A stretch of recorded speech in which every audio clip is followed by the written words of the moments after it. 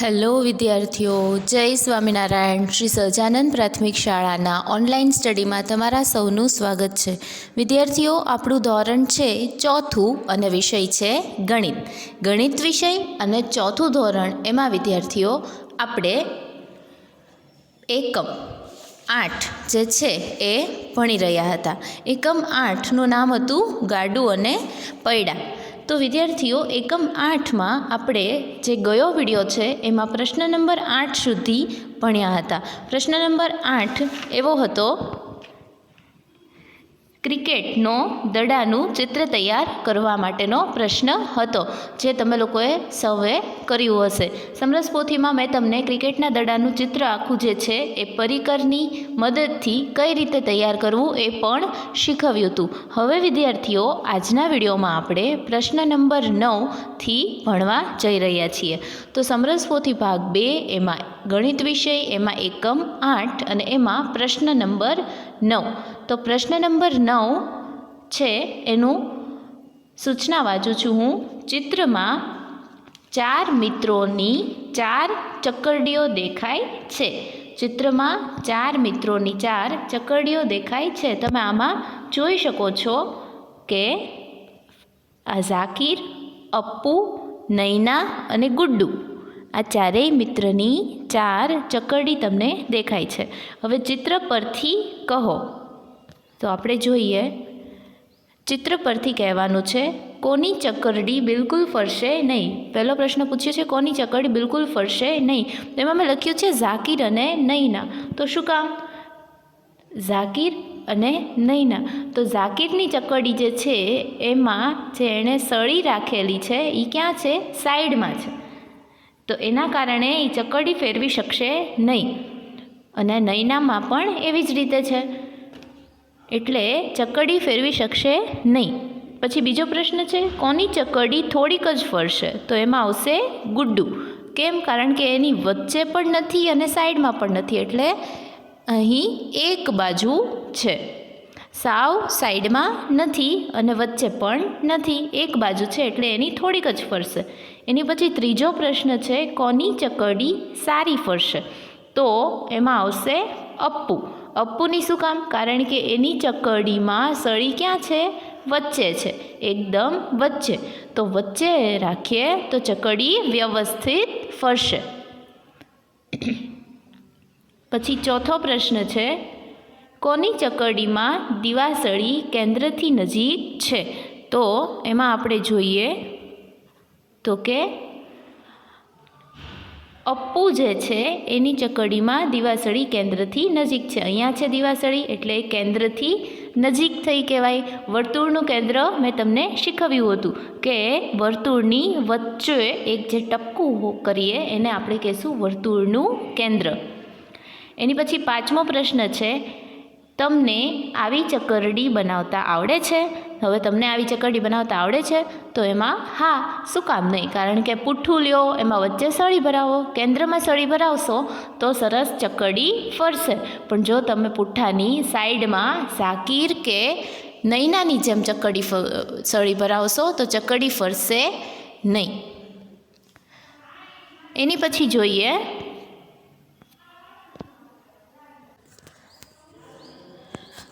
પૂરક સ્વાધ્યાય.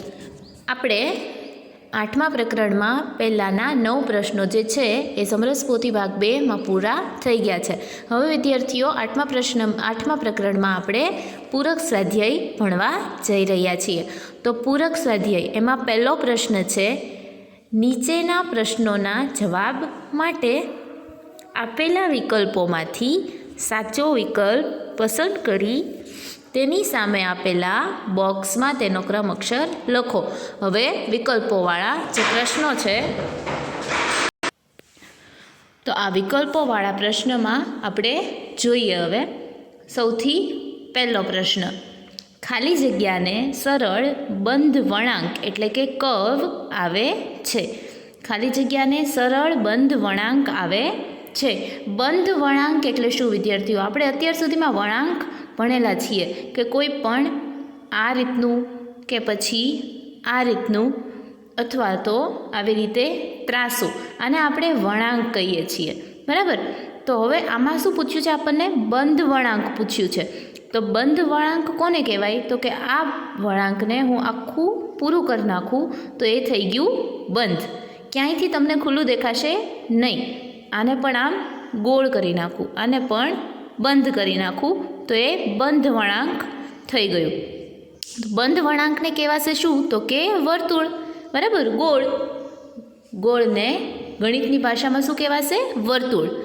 તો સૌથી પહેલો પ્રશ્ન, ખાલી જગ્યાને સરળ બંધ વળાંક છે તો એમાં શું આવશે? તો કે ડ વર્તુળ. વર્તુળને બંધ વળાંક છે, અહીંયા ડ એવું લખવાનું. એની પછીનો બીજો પ્રશ્ન છે, વ્યાસ વર્તુળને 2 ખાલી જગ્યા ભાગમાં વિભાજિત કરે છે. હવે વિદ્યાર્થીઓ, આપણે વ્યાસ વિશે ભણી ગયા. બરાબર, આપણે અત્યારે સાદું જોઈએ. હું તમને એક વર્તુળ કરીને બતાવું છું. સૌથી પહેલાં આ એક વર્તુળ છે. આ એક વર્તુળ છે. હવે આનો કેન્દ્ર દોરીએ પહેલાં. તો કે આનું મધ્યમાં એક કેન્દ્ર આવશે. આ થઈ ગયું વર્તુળનું કેન્દ્ર. હવે આપણે વ્યાસ દોરવાનો છે. તો વ્યાસ પહેલાં હું તમને થોડુંક પુનરાવર્તન કરાવી દઉં. કેન્દ્રથી પરિઘ સુધીની રેખા એટલે શું થયું? ત્રિજ્યા. બરાબર, આ થઈ ગઈ આપણી ત્રિજ્યા. પણ મેં તમને જ્યારે વ્યાસ સમજાવ્યો ત્યારે મેં કહ્યું હતું કે 2 ત્રિજ્યા ભેગી થાય એટલે વ્યાસ થઈ જાય. તો હવે હું આની સામે તે જો ત્રિજ્યા દોરી નાખું તો આ જે આખું થઈ ગયું એ થઈ ગયો વ્યાસ. સમજાણું વિદ્યાર્થીઓ? આ આખી લાઈન થઈ ગઈ વ્યાસ. એક પરિઘથી બીજા પરિઘ સુધીનું અંતર. હવે આને જ હું આવી રીતે પણ કરી શકું. કેન્દ્રમાંથી જ પસાર કરવાનો હોય. વર્તુળના કેન્દ્રમાંથી પસાર થતી રેખા, અને એને શું કહેવાય? તો કે વ્યાસ. તો વ્યાસ એ વર્તુળને 2 ખાલી જગ્યા ભાગમાં વિભાજિત કરે છે. તો હવે વિદ્યાર્થીઓ, તમે જુઓ કે આ વ્યાસ છે. આ વ્યાસથી વર્તુળના એક આ ભાગ અને એક આ ભાગ, એ 2 સરખા ભાગ થયા. બરાબર વિદ્યાર્થીઓ?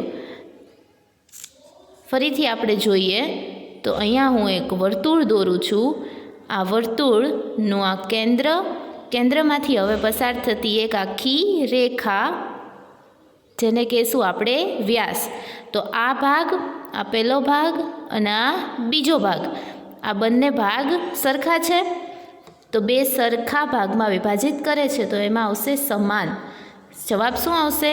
તો કે વ્યાસ વર્તુળને 2 ખાલી જગ્યા ભાગમાં વિભાજિત કરે છે, એટલે કે સમાન ભાગમાં વિભાજિત કરે છે. જવાબ આવશે અ. બીજા પ્રશ્નનો જવાબ આવશે અ. એની પછીનું છે ત્રીજો પ્રશ્ન, વર્તુળનું કેન્દ્ર એ વર્તુળ પરના કોઈ બિંદુ વચ્ચેના અંતરને ખાલી જગ્યા કહે છે. વર્તુળનું કેન્દ્ર અને વર્તુળ પરના કોઈ બિંદુ વચ્ચેના અંતરને. હવે જુઓ વિદ્યાર્થીઓ, પાછો આપણે એક વર્તુળ દોરીએ. અહીંયા આગળ હું પાછું એક વર્તુળ દોરું છું.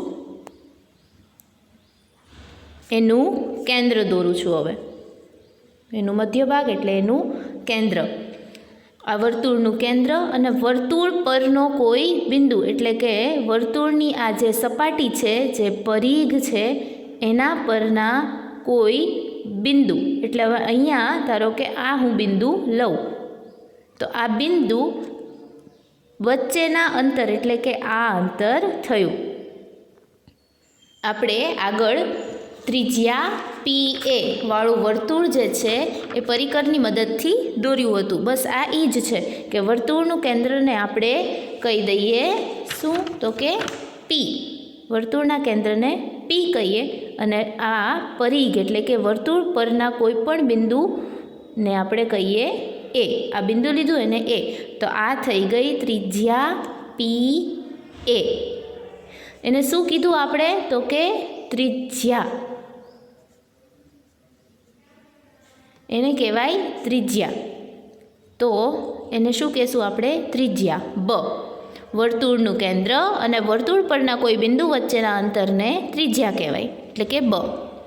એની પછીનો પ્રશ્ન, ચોથો પ્રશ્ન, બોટલના ઢાંકણા વડે દોરતા આપણને ખાલી જગ્યા આકૃતિ મળે. તો બોટલનું ઢાંકણું કેવું હોય? ગોળ. ગોળને ગણિતની ભાષામાં શું કહેવાય? તો કે વર્તુળ. તો જવાબ શું આવશે? ક, વર્તુળ. કેવી આકૃતિ મળે? વર્તુળ આકૃતિ મળે. ત્રિકોણ આકૃતિ મળે? તો કે નહીં. લંબચોરસ મળે? તો કે નહીં. ચોરસ મળે? તો કે નહીં. કેવી મળે? વર્તુળ. એની પછી 5મો પ્રશ્ન. જુદા જુદા વર્તુળોની ત્રિજ્યા ખાલી જગ્યા હોય છે. તો જુદા જુદા વર્તુળોની ત્રિજ્યા કેવી હોય? અલગ અલગ હોય. શું કામ? હું તમને દોરીને બતાવું.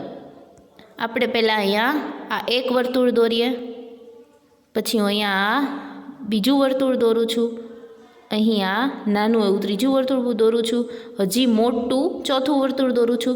હવે આ બધાની ત્રિજ્યા જોઈએ તો આ બધાનું પહેલાં કેન્દ્ર અને એ બધાની ત્રિજ્યા. તો કેન્દ્રથી આ અંતર, આનું આટલું અંતર, આનું આટલું અને આનું આટલું. તો આવી રીતે બધાની ત્રિજ્યા અલગ અલગ થશે. તમે જોઈ શકો છો આની ત્રિજ્યા, આ મોટા વર્તુળની ત્રિજ્યા મોટી છે, સૌથી મોટી છે, અને આ સૌથી નાનું વર્તુળ છે તો એની ત્રિજ્યા સૌથી નાની છે. તો ત્રિજ્યા કેવી હોય? જુદી જુદી હોય. એટલે આમાં જવાબ આવશે બ, જુદી જુદી. જુદા જુદા વર્તુળોની ત્રિજ્યા જુદી જુદી હોય.